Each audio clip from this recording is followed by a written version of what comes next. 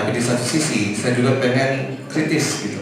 Saya cukup skeptis terhadap apa yang dilakukan oleh mungkin bapak-bapak dan ibu-ibu dan teman-teman di Komnas HAM. Kenapa saya skeptis dan kritik? Karena apa ya? Memang ada banyak penyuluhan, ada banyak upaya yang pengen diajarkan oleh Komnas HAM ke masyarakat. Tapi apa ya?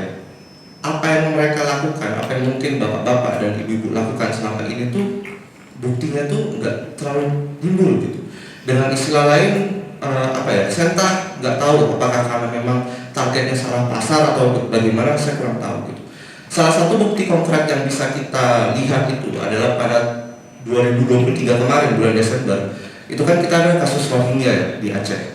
Dan itu sempat ada viral di mana mahasiswa Aceh itu nyerang Rohingya di sana gitu. Itu kan kasus HAM sebenarnya. Dan itu dilakukan oleh kalangan mahasiswa gitu. Nah, muncullah sebuah pertanyaan mendasar gitu. Kayak kenapa sih Komnas HAM bisa kecolongan di bagian situ?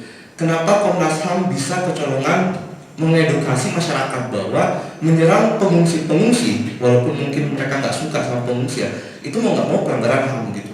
Kan tadi katanya sudah melakukan penyuluhan ke universitas. Kenyataannya mahasiswa universitas pun masih menyerang gitu, masih nggak paham tentang hak asasi manusia. Apalagi masyarakat kelas bawah gitu. Maaf ya, tapi saya belum pernah melihat ataupun apa ya, entah live report ataupun berita ataupun postingan yang menyatakan bahwa Komnas HAM itu memang aktif mengedukasi masyarakat kelas bawah. Mahasiswa mungkin sudah ada ya, tapi tadi saya dengar masih minim untuk tingkatan masyarakat level bawah. Dan untuk realisasinya, untuk kenyataan saat ini, masyarakat kelas bawah itu kenyataannya masih sangat tabu, masih sangat tidak terlalu mengetahui tentang apa itu hak asasi manusia. Mungkin kalaupun mereka tahu, basic yang mereka tahu itu cuma hak asasi manusia itu tentang memilih presiden gitu. Memilih presiden, bupati, wali kota gitu. Itu hak asasi manusia, itu voting bagi mereka. Tapi mereka tidak mengetahui bahwa hak asasi manusia itu juga tentang mengedukasi satu sama lain, melindungi satu sama lain dan sebagainya. Nah, dari sini mungkin itu pertanyaan saya. Tadi kan sempat banyak program-program yang dipaparkan oleh bapak-bapak dan ibu-ibu. Tapi apakah program-program tersebut bisa dianggap sebagai program yang beneficial gitu? Impact-nya ada gitu. Kalaupun mungkin dari bapak-bapak dan ibu-ibu merasa impact-nya jelas dan impact-nya ada, boleh nggak ditunjukin gitu? Apakah ada data ataupun bukti signifikan bahwa ini kenyataannya apa yang kami lakukan selama ini tuh nyata gitu, jelas gitu. Karena kalau kita lihat dari datanya The Economist ya, maaf kalau datanya kurang ini, tahun 2022 Indonesia tuh dinobatkan sebagai negara dengan peringkat ke-54 dalam penanggulangan HAM di negara gitu. Tapi 54 itu kalau kita lihat dari 10 tahun ke belakang, sejak 2013 sampai 2022, posisi Indonesia tuh naik turun.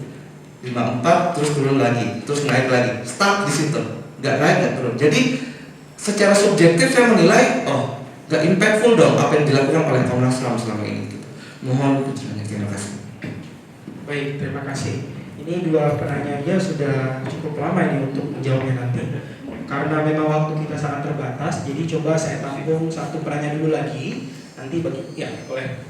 Nanti setelah itu kita lihat gimana waktunya, karena rombongan dari Komnas HAM terutama Pak Audin itu harus balik ke bandara. Silakan tolong berdiri dan sebutkan namanya. Assalamualaikum warahmatullahi wabarakatuh. Waalaikumsalam. Saya Helan Purnama Saksi dari Fakultas Hukum. Saya sedikit agak pandangan berbeda dengan pemateri, bahkan moderator. Karena di dalam definisi dari hak asasi manusia adalah dia eksistensial, dia diberikan sejak lahir. Jadi dia bukan tentang pemenuhan, walaupun dalam konstitusi tentang hak asasi manusia ada kata pemenuhan di dalamnya. Ada jurnal yang itu yang pertama, karena ketika dia diberikan, artinya dia sudah kehilangan eksistensinya di sana. Dia bukan lagi hal yang diberikan secara kodrat, secara Tuhan, yang diberikan oleh Tuhan. Sementara dalam konsep dia diberikan oleh Tuhan. Itu yang pertama. Terus yang kedua, sekarang ada jurnal yang sangat menarik yang saya baca. Jangan-jangan kita salah definisi dari dulu. bukan tentang human right theory atau hak asasi manusia atau teori hak asasi manusia. Tetapi yang menarik dari jurnal tersebut adalah hak manusiawi. Kenapa dia diucapkan seperti itu? Teori hak asasi manusia hanyalah serpihan kecil tentang hidup, hak yang diberikan oleh Tuhan. Tetapi ketika dia diaplikasikan, terjun ke dalam komunitas, bergeraklah di sana tentang hak tentang manusiawi, hak asasi manusiawi. Bukan tentang hak asasi, karena dia hanyalah yang diberikan oleh Tuhan. Ketika dia menjadi terjun dalam komunitas seperti penghormatan, perlindungan dan sebagainya, itu yang disebut dengan hak manusiawi. Dan jurnal tersebut sangat menarik pembahasannya. Dia dibahas secara etik, dia dibahas secara metodologi, dia dibahas juga secara bahasa, juga lengkap sekali pembahasannya. Nah, ini jangan-jangan kita salah di dalam definisi dari dulu. Kenapa saya angkat hal itu?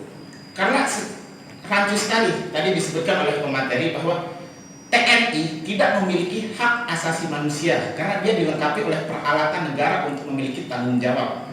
Padahal secara konseptual, hak asasi manusia itu hadir di dalam individu per orang. Dia hadir di dalam setiap individu, itu dia ada.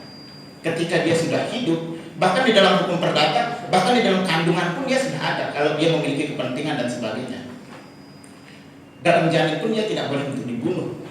Itu hak asasi manusia. Tapi kenapa ketika TNI meninggal, dia tidak dianggap sebagai pelanggar hak asasi manusia? Dia tidak disorot karena dia memiliki peralatan yang tadi, tetapi bukannya dia tidak memiliki hak asasi manusia. Dia memiliki, tapi dia tidak disorot sebagai pelanggaran tentang hak asasi manusia. Nah, itu permasalahan yang kedua. Terus yang ketiga yang saya mau tanyakan tentang kasus di Batam. Letak dari Komnas HAM pada saat itu di mana tentang agraria, pertanahan dan sebagainya. Cukup itu saya dari saya. Wabillahi taufiq wal hidayah. Wassalamualaikum warahmatullahi wabarakatuh.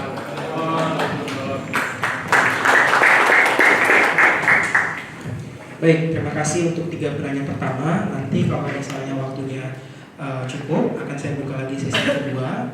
Tapi sebelumnya, mari kita mendengarkan secara bersama-sama penjelasan dan juga jawaban dari Bapak Somni. Mari, ya, terima kasih Pak Moderator. Kesan saya dengan 3 pertanyaan ini adalah teman-teman mahasiswa ini punya kaliber tersendiri, ya. Jadi pertanyaan sekaligus jawaban beberapa dan saya sangat apresiasi bahwa level critical questionsnya itu sangat sangat advance dan saya kira itu menunjukkan Yogyakarta masih tempat orang-orang yang berpikir. Oke. Yang pertama, saya pengen masuk dari kerangka besar. Yang punya penjelasan tentunya.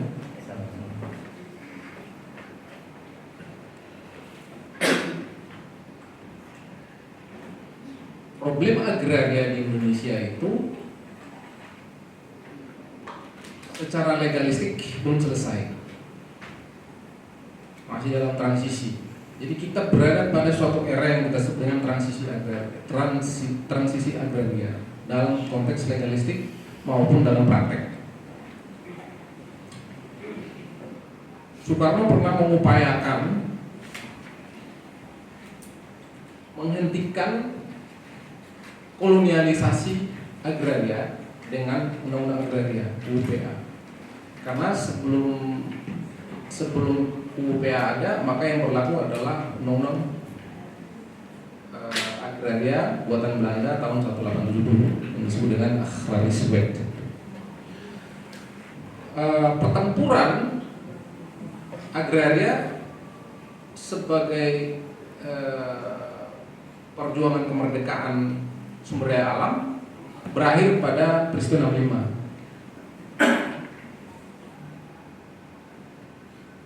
Berakhir di situ dan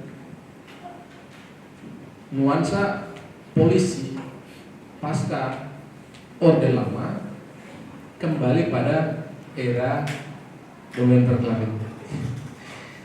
Lahir undang-undang kehutanan, lahir undang-undang tambang, lahir undang-undang energi dan lain sebagainya yang memberi ruang kembali pada penguasaan skala besar atas sumber daya alam dan melupakan mandat dalam undang-undang pokok agraria. Makanya kita akhirnya menyaksikan peristiwa-peristiwa yang disebutkan tadi.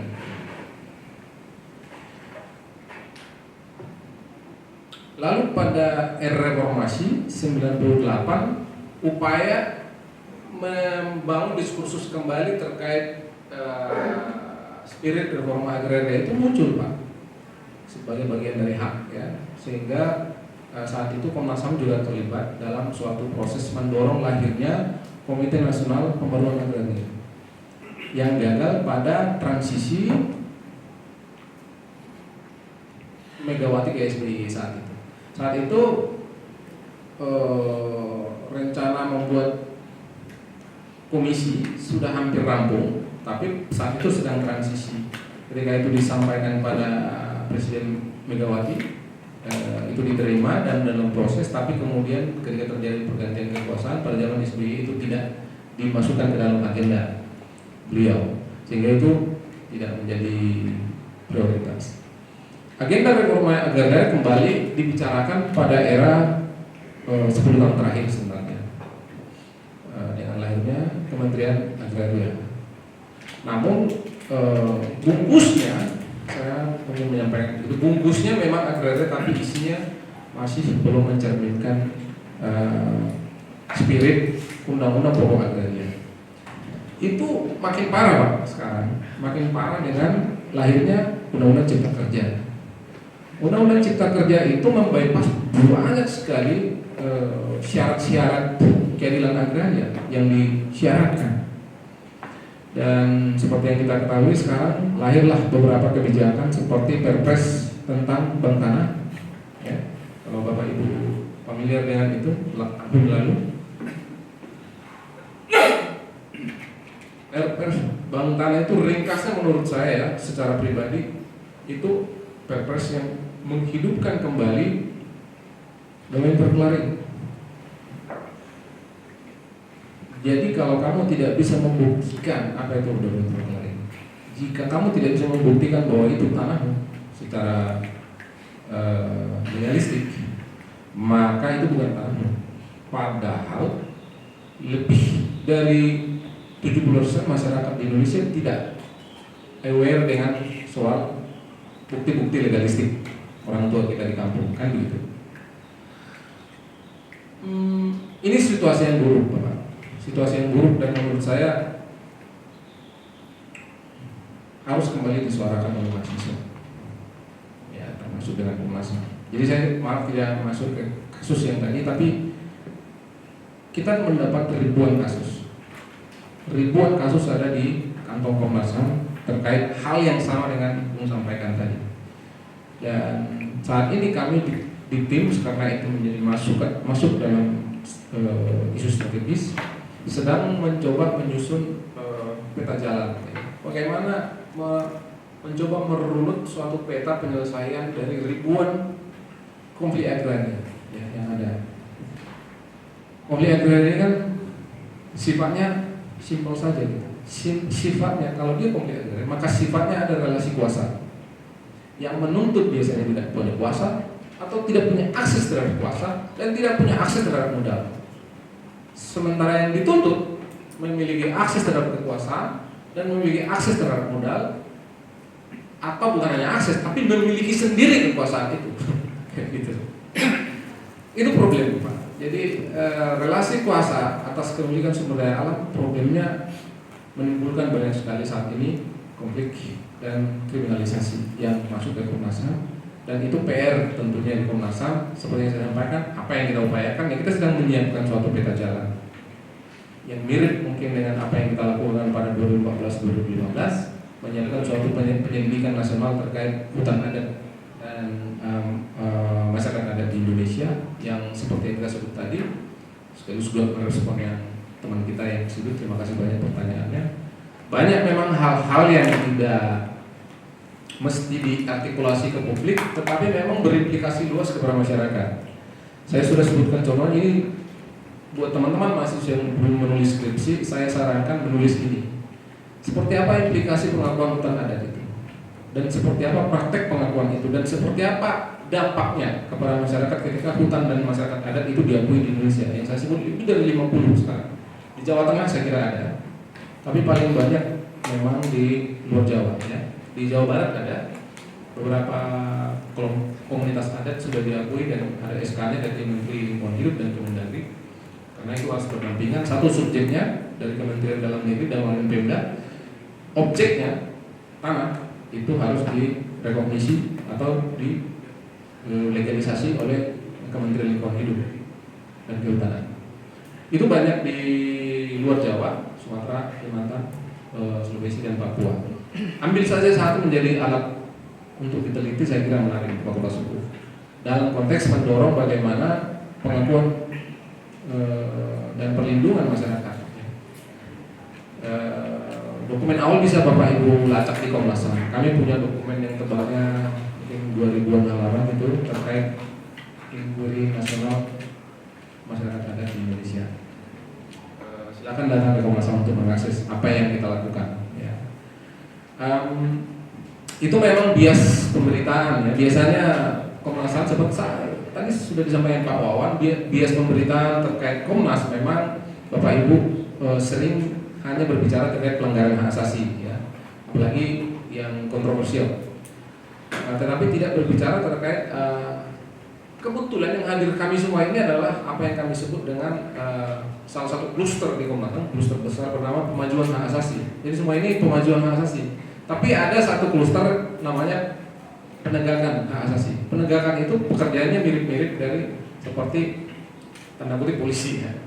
Jadi melakukan pemantauan, lalu membuat laporan, mungkin bisa dilanjutkan dengan pemeriksaan para pihak, bisa juga dilanjutkan dengan penyelidikan. Itu yang justru banyak mendapat sorotan dan pemberitaan, ya. Tetapi apa yang dikerjakan oleh pemajuan dalam mendorong perubahan kebijakan, dalam mendorong pencabutan kebijakan, dalam mendorong penciptaan kebijakan jarang dibicarakan publik. Padahal itu dampaknya luas sekali pada jutaan masyarakat di Indonesia. Kita itu banyak bekerja dalam diam sebenarnya. Apa itu artinya? Bukan diam, tapi bekerja, tidak kelihatan. Gitu. Rekomendasi kita itu banyak kita sampaikan kepada pemerintah tanpa harus menyampaikan kepada publik. Apalagi kalau rekomendasi itu memang dijalankan. Misalnya terkait Rohingya itu masuk dalam salah satu yang kita laporkan ya dalam kajian kita dan juga dalam pemantauan ya, dan masuk dalam pemantauan dan saya kira secara dalam mungkin bisa sampaikan bahwa ada tim kita yang berangkat juga ke sana dan kemudian memberikan rekomendasi kepada para pihak terkait itu. Dan itu memang kecolongan besar ya ketika mahasiswa justru melakukan hal seperti itu. Saya kira itu kecolongan besar di Indonesia. Mahasiswa justru tidak menunjukkan keberpihakannya kepada orang yang menderita ya. Padahal vocational call-nya mahasiswa di dunia ini dimanapun adalah keberpihakan kepada manusia yang menderita. Nah itu saya kira problematik sekali ketika teman-teman mahasiswa sekelompok teman-teman mahasiswa Dajjal melakukan hal seperti itu. Apa ya satu lagi apa ya? Yang terakhir itu tentang definisi bahwa HAM itu tidak produktif. Tapi saya kira debat akademik itu menarik sekali Pak dan human rights dengan hak asasi itu basic ya. Jadi di Indonesia kita memakai definisi dan itu saya kira perdebatan yang penting juga tetap diangkat, tetapi tidak mesti stuck di sana. Senang kita kalau itu merupakan suatu living knowledge yang terus diangkat ya. Apa sebaiknya namanya di Indonesia ya? termasuk Deklarasi Umum Hak Asasi Manusia kan memakai human right, bukan basic human right. Indonesia memakai basic human right, hak asasi, bukan hak manusia.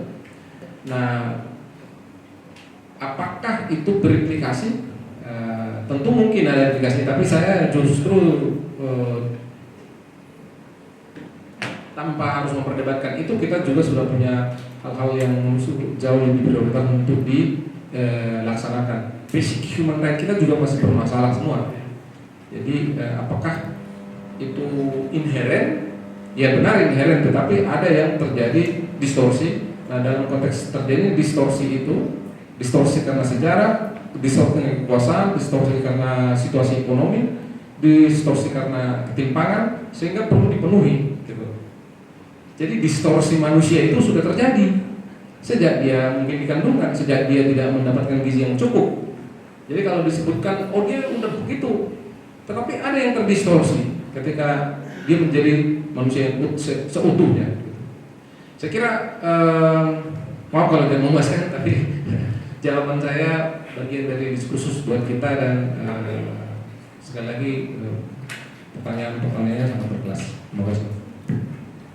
Baik, terima kasih Pak Sauri telah memberikan respon terhadap beberapa pertanyaan-pertanyaan disampaikan oleh teman-teman mahasiswa. Nah, karena saya melihat waktu sudah sangat mepet, juga di adalah hari Jumat, sholat Jumat juga, jadi saya akan mencukupkan untuk satu sesi pertanyaan saja. Nah, untuk itu tadi ada pesan dari teman-teman Komnas HAM bahwa ini ada souvenir ya, semacam itu. Jadi mungkin saya undang Mas Saudi untuk maju ke depan, dan juga 3 penanya tadi untuk maju ke depan mendapatkan souvenir dari Komnas HAM. Jadi biar ada dokumentasi. Sebelum itu mungkin penutup sedikit, sekali lagi hanya mengulangi apa yang saya sampaikan tadi. Situasi kita memang sedang tidak baik-baik ya, tapi secara umum semua saya kira tahu, apalagi kelompok intelektual yang ada di Yogyakarta, tugas kita akan jauh lebih berat, Bapak Ibu, dan tidak kebetulan juga di sini ada Bapak dosen-dosen. Saya berharap Yogyakarta masih tetap menjadi motor penggerak dan ruang konsolidasi demokrasi di Indonesia, teman-teman mahasiswa. Dan saya berharap Bapak Ibu dosen dan kampus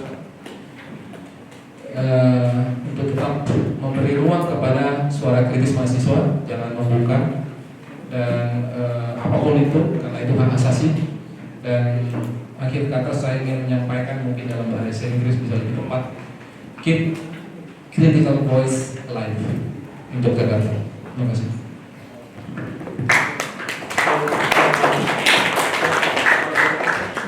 Silakan 3 penanya tadi maju, setelah itu nanti akan saya serahkan kepada MC untuk menutup.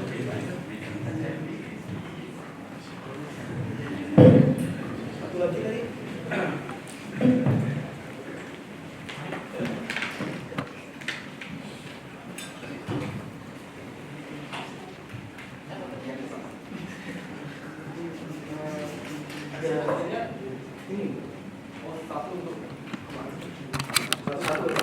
Tahan Pak. Akibat dari pertanyaan tidak bisa dijawab, jadi harus dikomentasi. Bukunya bisa di. Ya, 3, 2, 1. Oke. Tunggu belum? Tunggu bentar. Siap. Oke. 3, 2, 1. Oke. Ini bisa dikit Pak. Iya siap. 3, 2, 1. Oke. Foto bersama.